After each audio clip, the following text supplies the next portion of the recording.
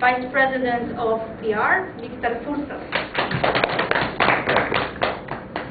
Today I have a special role. I introduced today this role because today I'm Grammarian. Well, you know why I have this device?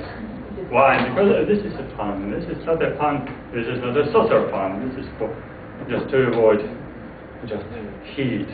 Why do we use it? This is a device for pleasure. So some people they speak English, but they don't like grammar. And people say, I don't like grammar, I hate it. And people believe it.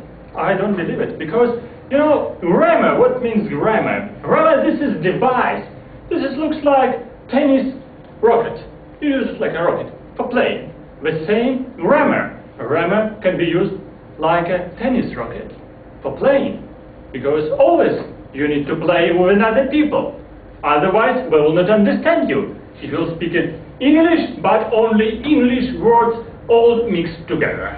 It will be English-Russian or Ukrainian-Russian, but still people could understand what does it mean, but still it will be slightly difficult. If you speak about grammar, usually you remember that grammar is so many verbs, 3 forms of verbs. It's difficult to learn, but you should remember them. Today I will teach you some English grammar, and also I have a responsibility to take care about your grammar, because I will be listening to your speeches and will be trying to record your mistakes, and then I will tell about it to how you will improve it. And also today we have special word of the day. It will be favorable. Favorable, which means appropriate, the best, the happy word of happy situation, appropriate situation, favorable situation for business, for favorable situation to put your money on your bank account, because now it will be growing on and you will get some profit. And what about grammar? I will try to teach you a little bit of grammar for my 3 minutes today. Not the easiest one, but slightly difficult. Perfect tense. You do remember? Present, past, and future perfect. Slightly difficult. It's frustrating for all people, because people that do not understand how they could use it. Always people use what? Simple present and simple past. Always in simple future. Maybe some Americans, to be honest, they say we're always talking only in simple present. But nevertheless, some British people, they use other forms of grammar like present perfect. What should you use in present perfect? You should use special verbs. Do you remember it from your school? Have, has, and what else? And also you should use third form of verb for past participle. For example, this will be here. And what is the indication of present perfect sentence? Because usually we say, today I visited my mother. It means, okay, today you visited your mother, but it's not enough. If you say, today I have visited my mother, because you're still alive. If you said, I was in London, it means you was in London and you died. But if you have been in London, it means you have been in London once, and maybe you will be in London more, twice or more times.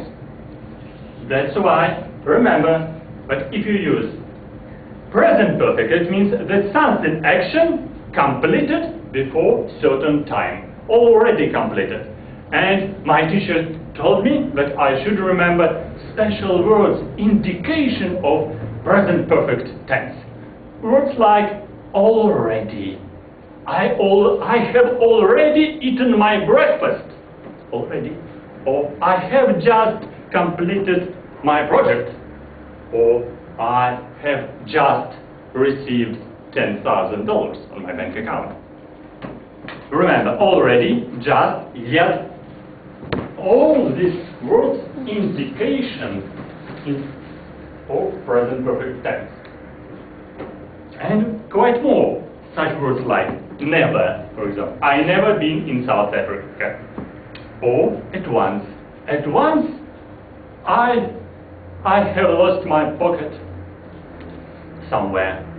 If you will find in a sentence or in a meaning of your sentence such words like already, ever, lately, recently, since, today, many times, several times, for example. Several times I have been in Johannesburg. Yeah, very good. So, only what else? But do you remember about passive voice? Passive tense when not you visited London, but something happened with you. In this case, you have been in London. You remember? I thought you have been in London. This is another word you should use it in past, in a passive voice, present perfect. And what else? If you sometimes you can use also past perfect. Past perfect will be slightly different. Past perfect will be past, because you will add here not I have been in London, but I had been visited London. That will be past perfect. Slightly difficult. You know, for 3 minutes to learn it, it's slightly difficult. Nevertheless, I prepared some lessons for you. Yes, you are lucky, because I indicated all lessons here. You could try to complete it at home. And here these are rules to learn present perfect. What about a word of the day? It's trying to escape because of this plastic. Okay, remember, this is not probably favorable plastic to keep it on. Okay, favorable. So far, so please try to use favorable words and try to learn past and present perfect. I will pass here all these pages. Pick one for your home lesson. Thank you for your attention.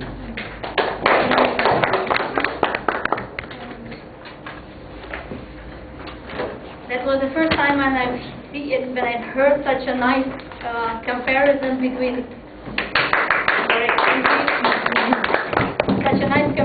between grammar and tennis racket.